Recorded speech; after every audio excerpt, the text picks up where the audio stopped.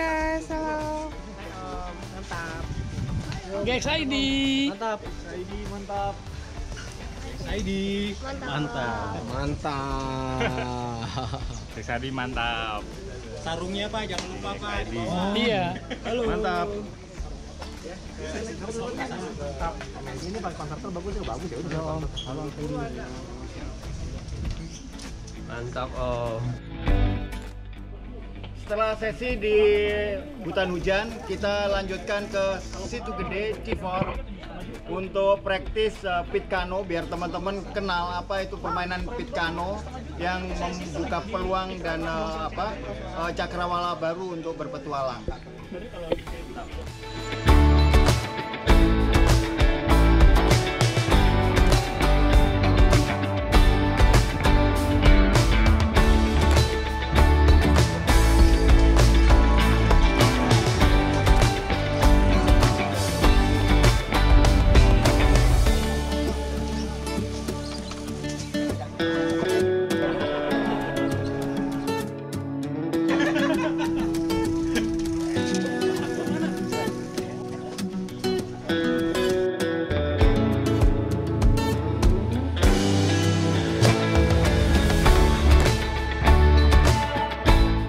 Sekarang kita ke Situ Gede.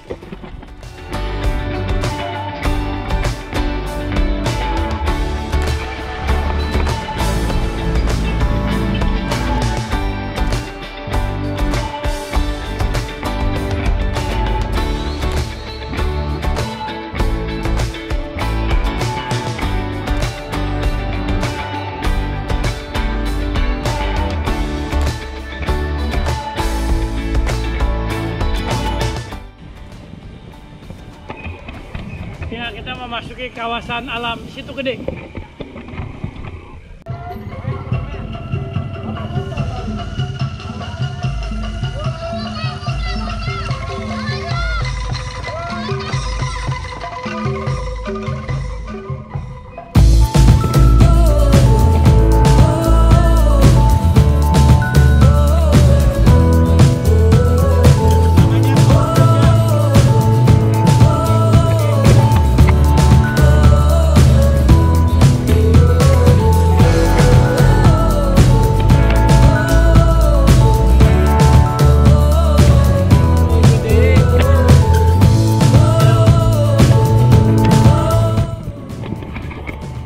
Kita berada di Situ Gede, di mana di sini indah sekali.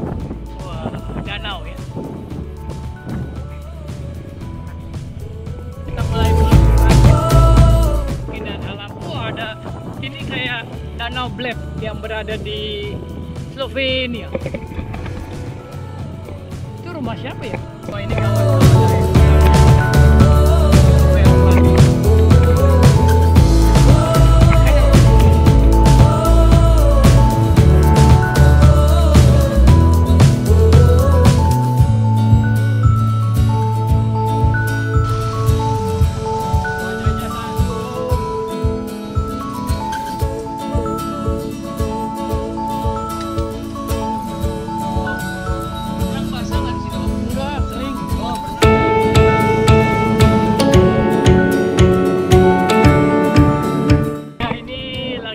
Perbaiki Situ Rawa Gede.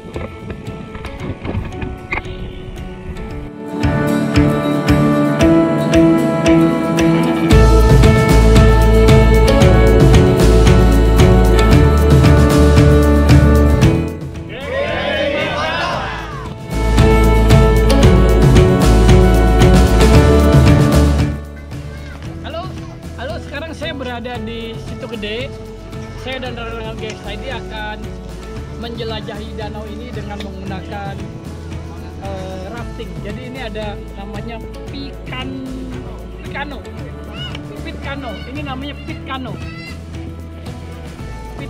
Pit berarti sepeda, no berarti kano. Nah ini pit kano. Mantap. Ayo.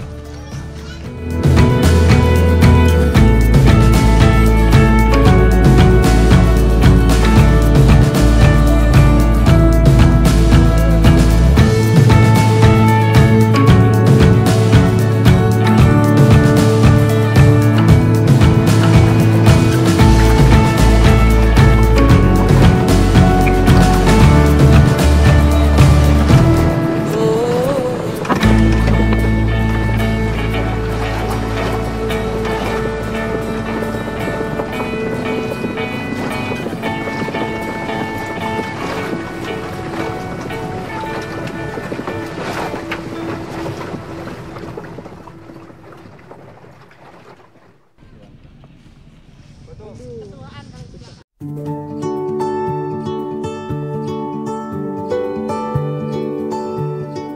sekarang kita berada di hutan hujan. Ini bagus sekali kafenya, nyempil, tapi suasananya sangat unik.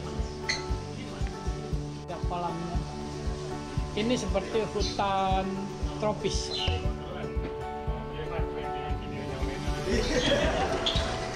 Nah, ini kopinya.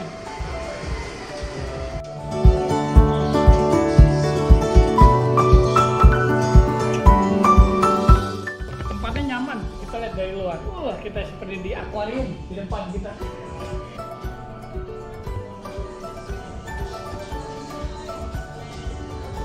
Sekarang acara DXID kita akan mengadakan sebuah pertemuan. Hai, saya Anita dari WGXID. Selamat pagi. Saya Ariel Noah. Gue Prima dari tadi sih di barengan sama Mendes. Halo, saya Suko Mendes. Sahabat lama Om BY. Halo, saya Yoga dari Akamsi, anak Bogor sini.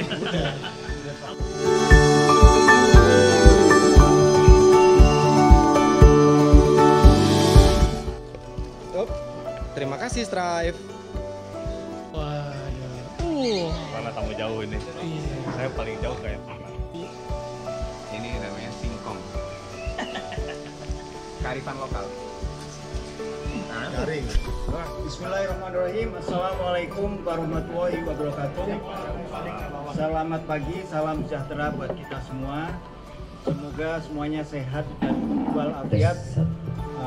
Hadir pada kesempatan pagi hari ini acara GXID dengan tema Cycling for Happiness. Ya. Jadi kita bersepeda itu untuk kebahagiaan, untuk bahagia. Ya. Walaupun kadang kita juga harus disuruh menderita. Terima kasih kepada tuan rumah. Hari ini Cafe Hutan Hujan, Pak Bekti, Om Roni, ada juga dari support dari Just For You, Merin, Dorsata, Balairung Hotel di Matraman, Jakarta. Ada Bugi Adventure sedang menyiapkan acara di lapangan. Strive, tadi Anda sudah menikmati teasernya Strive. Dan tentu kita semua bisa hadir kesempatan hari ini atas prakarsa dari DXID dan WGXID, komunitas gravel yang terbesar di Indonesia, mungkin di Asia Tenggara juga, atau di Asia ya? Iya. Gravel Indonesia. Paling nggak di dunia gravel Indonesia. Pagi ini ada beberapa acara. Pertama adalah bike maintenance, nanti dibawakan oleh Bang Ben, salah satu senior mekanik di Bogor. Sudah tercemar kemana-mana. Yang lain belum main sepeda, Kang Ben udah main sepeda. Ya. Masih bayi. Sudah main dulu.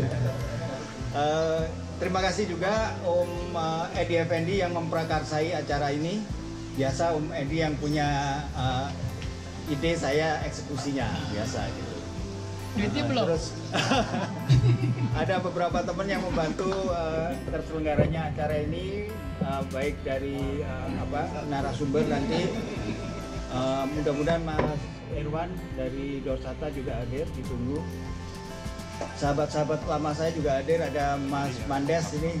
Saya udah bersepeda, ternyata tahun 2005 saya ketemu Mandes ini, masih main MTB, ban gendut.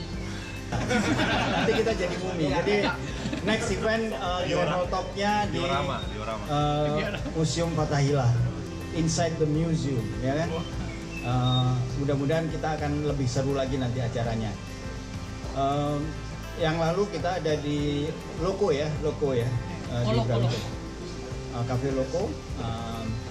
Sekarang lebih banyak lagi yang hadir, mudah-mudahan nanti ke depan akan lebih banyak lagi yang hadir. Nanti event yang kedua, sesi kedua akan diisi oleh Om Edi tentang endurance cycling dan nutrition. Pengalaman Om Edi bagaimana dengan nutrition? Nggak pernah kehabisan energi, bersepeda ratusan kilo, mungkin sudah ribuan kilo dalam sebulan. Yang ketiga nanti Pit Kano dari Om Kang Anas Ridwan, owner dari Bugi Adventure. Mungkin yang biasa adventure udah tahu lah merek Bugi, mungkin dulu ada Alpina, Eiger dan sebagainya, salah satu pelopor brand adventure gear di Indonesia. Beliau sahabat saya di Federasi Arum Jeram dulu.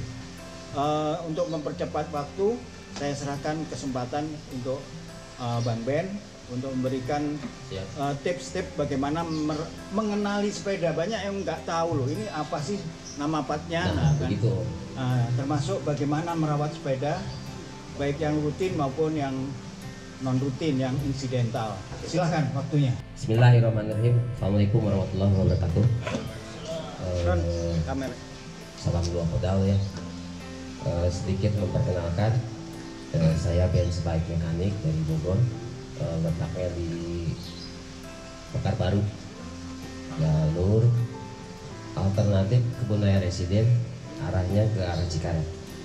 Nah itu ada kios-kios sepeda. Saya sepeda dimulai dari BMX. Mulai dari bujangan saya main BMX. Ini ada sedikit tips buat sebelum mengendarai sepeda, kalau mau touring atau segala macam ya Om ya. Nah, mau touring, mau jalan jauh lah istilahnya ya. Satu, kita mesti lihat dari rantai. Dari rantai ini sendiri, kering apa enggak gitu ya. Nah, kering apa enggak. Selebihnya cek tekanan angin. Itu cek tekanan angin itu penting, itu kalau misalkan lama lah dipakai. Kemudian kita jalan, coba sebelum kita jalan dari shifting. Semisal kita mau jalan shifting, kita ada trouble, kemudian nggak enak, itu sesegera mungkin kita nggak harus ke bengkel dulu. Kita dicoba, misalkan antara kurang naik, kalau enggak kurang enak dari shifting. Nah bisa diputar dari sini, putar. Itu kebalikan arah jarum jam. Itu kiri. Coba diputar dulu Pak, biar dicontoh, biar rusak lagi. Om, aduh, jangan rusak deh atau Om. Kasihan yang punya. Ini diputar begini aja nih. Sama kita putar. Pakai tangan aja. Karena kan ini darurat buat di rumah. Jadi nggak usah ke bengkel Om. Sendiri bisa. Mudah-mudahan bermanfaat sendiri. Kemudian kalau misalkan ini rantai itu sering ya, banyak trouble, itu banyak kunci kita banyak ya, tool set, ada banyak kasih punya.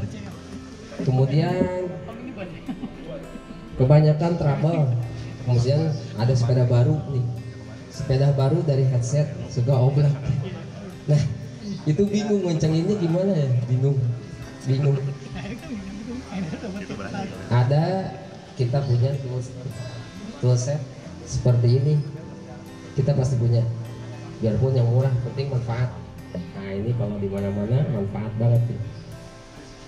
Ini maintenance headset kalau oblak, tinggal kendorin dari baut stemnya aja kanan kiri, yang ini atas bawah, kendorin, nggak usah dibuka, tinggal kencengin bagian L5, ini L4, tinggal kencengin sesuai kebutuhan. Nah itu insya Allah oblak lagi, kencengin, atas sudah kenceng, di press, baru kencengin dari bagian stem kanan kiri. Kebanyakan sepeda baru kalau oblak seperti itu ya. Nah kemudian apalagi Om, barangkali ada masukan apalagi buat dari sini? Rem. Nah kemudian kalau rem, kita mengenal dulu dari segi mekanik apa hidrolik nih. Mekanik apa hidrolik? Kalau hidrolik nih kabel, cara pelumasan dari rem. Kalau pelumasannya di sini otomatis ini kena rem om. Nah ini kena rem, kita putar, kita semprot, itu pasti nempel. Kalau misalkan mau pelumasan, itu di depan dari sini, kita semprot sini, kita putar satu, kita putar sampai semprot. Insya Allah itu rem nggak bakalan bunyi. Kalau rem ada jenis mekanik yang dari sini settingan ada L5. Kalau misalkan memang kurang rem, kita bantu dengan L5, kita pasang di sini, kita putar ke arah jarum jam. Nah itu pasti aman loh. Itu kalau mekanik.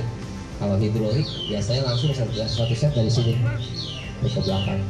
Ini katanya sama yang punyanya apa? Remnya bunyi ya? Remnya bunyi. Itu rem bunyi kemungkinan om penyemprotan dari sini nyiprat ke sini om. Bunyi kena minyak. Jadi nyemprot pelumas dia nyiprat ke sini.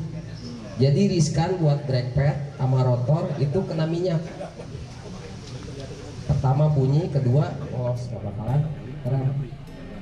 Alternatifnya itu beli kampas baru, rotornya dibersihin om.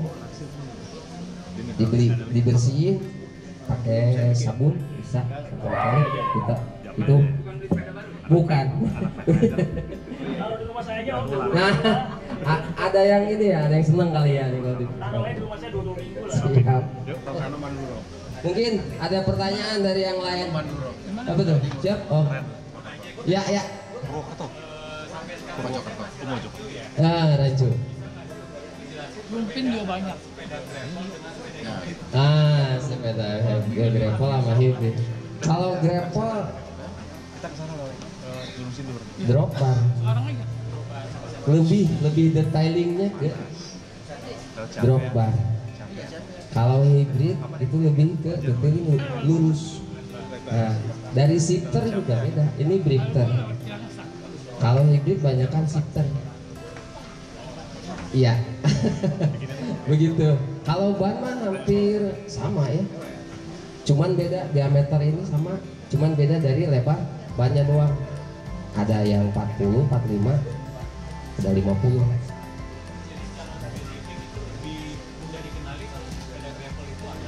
Betul, lebih dikenali. Lebih dikenal lagi, enaknya langsung nanya ke orangnya, oh ini kenapa? Gitu, nggak seperti itu kali ya. Ada lagi mungkin ada suatu pertanyaan yang lain? Ya, ada tambahin. Tambahin. Seperti saya sebutkan tadi, dulunya hybrid itu didesain untuk city ride. Nah, walaupun perkembangannya memang bisa dipakai juga untuk medan-medan travel.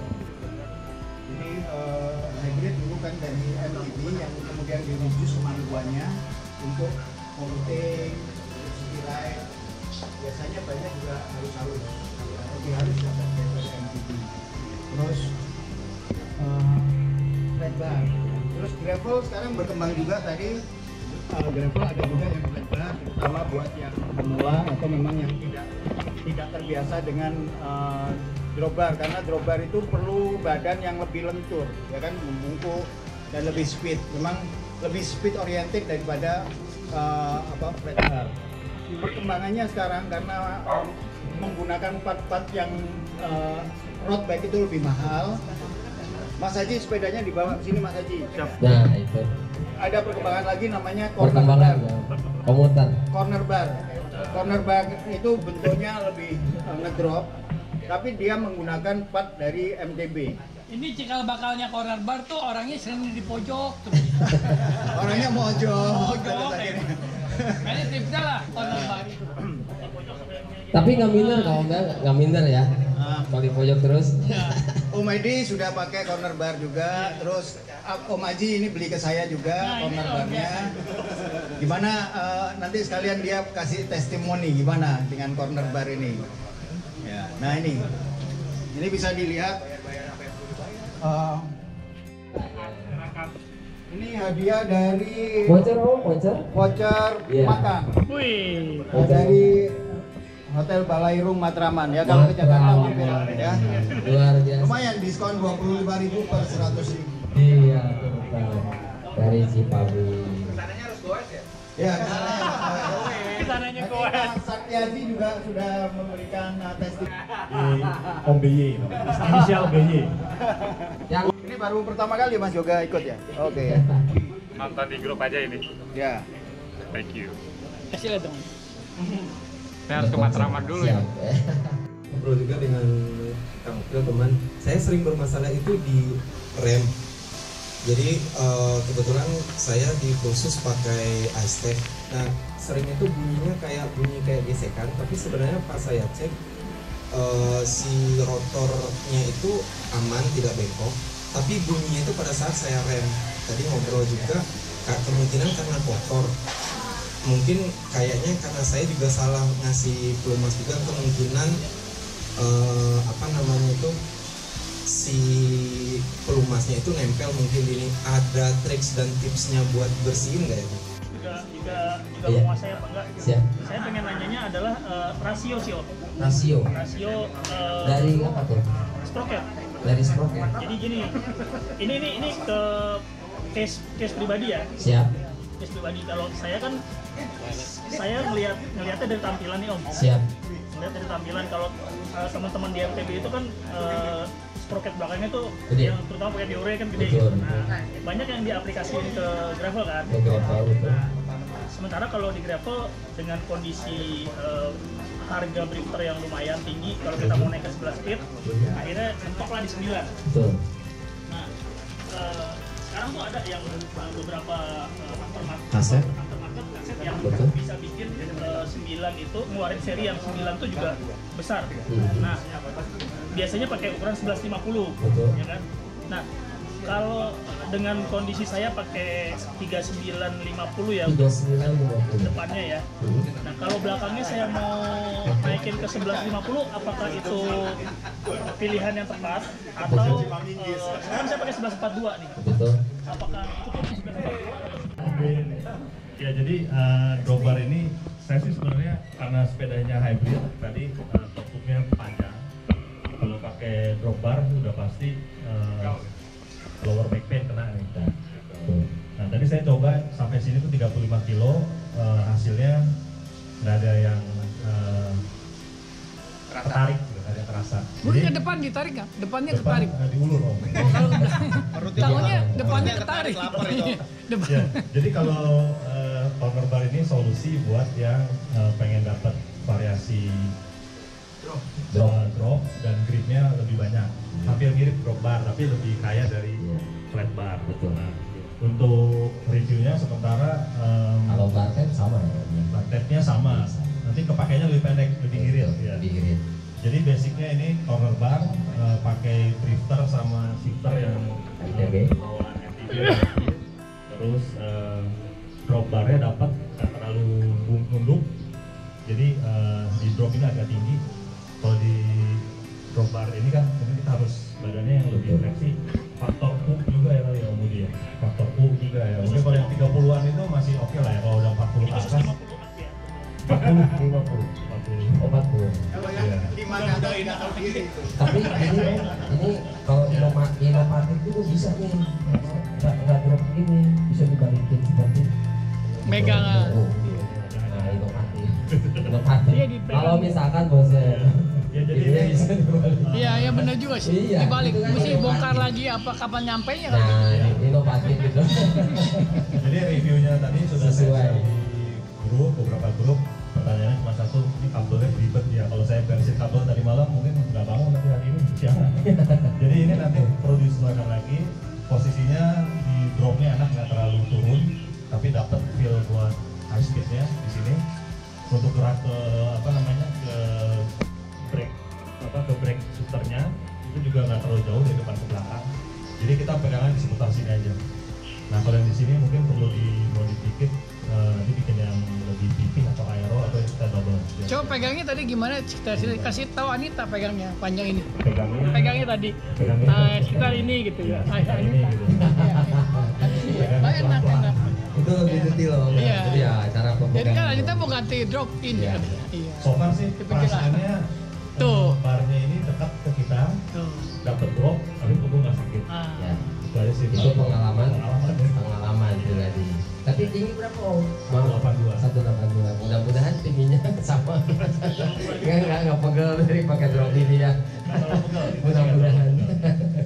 Oke, kalau untuk yang lainnya sih mungkin aman ya. So far sih. Saya belum coba di off road. Kita coba ke outsider gimana? Oke.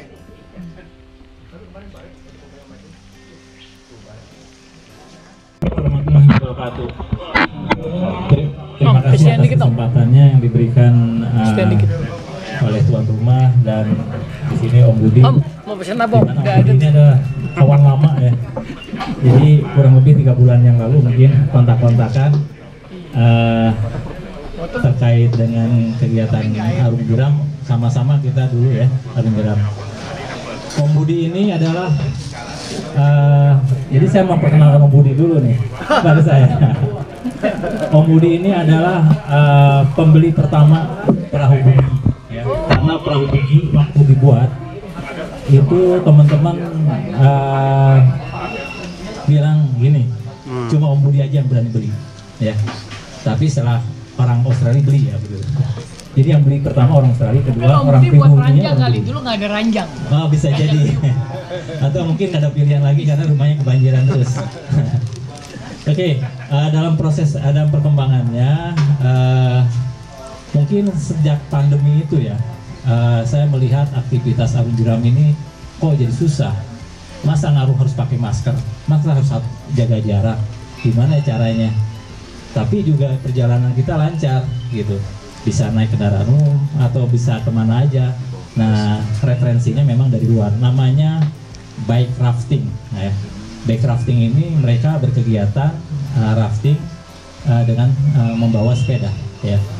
Kemudian ada juga pack rafting ya, mereka trekking kemana, ke pegunungan ya, ke bukit-bukit, ke hulu sungai ya, cari jeram-jeram yang lebih ekstrim daripada bike rafting ya.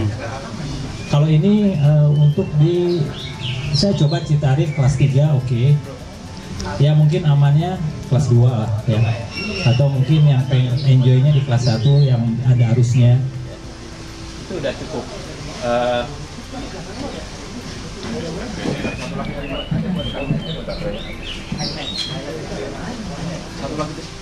Oke, jadi dalam perkembangannya di luar negeri sudah cukup berkembang lama. Namun saya menamakannya nanti akan agak sulit juga kalau menerjemahkan atau menjadi satu kebiasaan penyebutannya. Apa ya bike rafting? Saya istilahkan pit kano.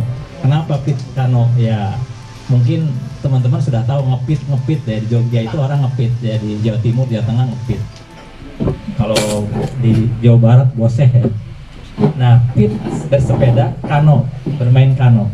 Jadi produknya namanya amphibious boat, karena memang ini melekat satu pasangan yang tidak bisa dilepaskan ya. Kalau di darat ya boatnya dilipat, disimpan di depan ya. Kalau di sungai ya, atau di danau, atau di waduk, atau mungkin malah nyebrang ke pulau ya, yang kira-kira ombaknya aman, boatnya dipompa ya. Pompanya ada masih pakai pompa kain, karena semua harus praktis ya. Nanti untuk pressure-nya bisa pakai pompa sepeda ya, bisa pakai pompa sepeda. Jadi cukup pompanya, karena untuk blowing, untuk meniup dengan volume yang cukup besar, cukup pompanya seperti ini ya. Nanti setelah untuk pressure-nya bisa pakai pompa sepeda.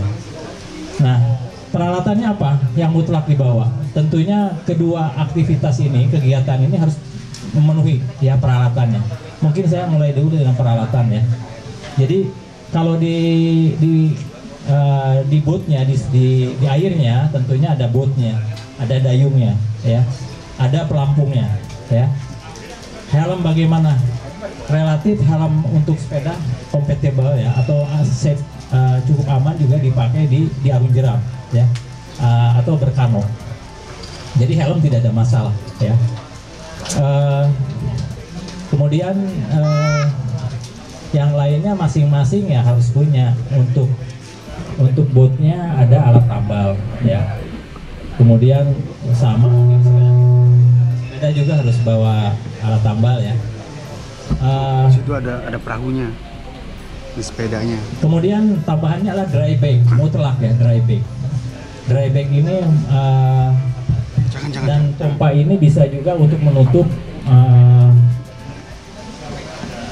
sepedanya ketika misalkan kita tidak ingin perahu sepeda kita terlalu banyak masuk air. Contoh misalkan di air laut atau air payau ya. Jadi dibungkus aja sepedanya ya. Karena ini cukup besar. Peralatan lainnya saya rasa sudah cukup. Mungkin yang personil karena memang standar di sungai itu kita selalu bawa fluid ya. Ya kalau ada polisi ngeprit ya kita ikut ngeprit aja nih ya. Kemudian ada pisau ya. Saya bawa pisau di pinggang ya. Jadi kemana-mana selalu bawa pisau ya. Apa sih prinsip daripada bike rafting ini? Seperti kegiatan umum lainnya yang sekarang tren itu semua harus serba ultralight ya. Jadi pertanyaannya berat nggak sih? Kok sepeda bawa bot, bawa perahu? Relatif ya. Tapi umumnya berat perahu itu dari 2 kilo sampai 4 atau 5 kilo. Tergantung bahan, tergantung material ya. Jadi bagaimana perahu ini seringan mungkin dia bisa dinaiki oleh pendayung ya, pembawa sisu sekaligus dengan sepedanya. Bagaimana naruh sepedanya ya? Nanti kita bisa praktek di sana ya. Di sana sudah disiapkan ada 7 foot. Cuma 3 footnya nggak nyampe. Tadinya rencananya 10 foot. Karena bisa digunakan di perahu. Sepedanya biasanya praktisnya adalah ban depannya aja yang dicopot ya. Tidak usah dua-duanya. Tapi ada juga yang seperti ya. Oke, mungkin sementara itu dulu. Kayaknya sih memang kita udah mempersiapkan prioritasnya di kegiatan di sana. Acara selanjutnya Om Edi akan memberikan materi mengenai nutrisi dan endurance cycling. Nah, Om Edi ini kita kenal jauh-jauh lah goesnya. Pokoknya yang mudah-mudah kalah lah sama Om Edi rata-rata di antara kita. Nah, kita pengen tahu tipsnya gimana nih Om Edi. Nutrisinya bagaimana dan perjalanan jauh itu di-maintain bagaimana supaya stamina-nya tetap terjaga. Om Edi silakan Om Edi. Untuk yang endurance yang saya lakukan, mungkin ada yang produk baru dari Strive ya. Ini yang saya coba selama saya perjalanan di Audak. Saya hanya makan pagi bakmi 2, Indomie 2 di Tamar karena kan belum pada buka jam 4 pagi ya. Terus saya selanjutnya tiap jam 1 jam sekali saya menggunakan Strive untuk produk yang kita gunakan ini ya. Memang sekarang ya.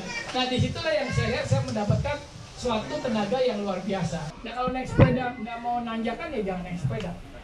Karena semua naik sepeda itu tanjakan. Senang aja walaupun saya tahu memang berat. Supaya teman-teman GXID ini lihat wah enjoy sekali tanjakan. Nah, itu. 1, 2, 3. GXID mantap. Boyu segar. Hutan hujan? Ada. Hujan-hujan ya. Terus saya siapa yang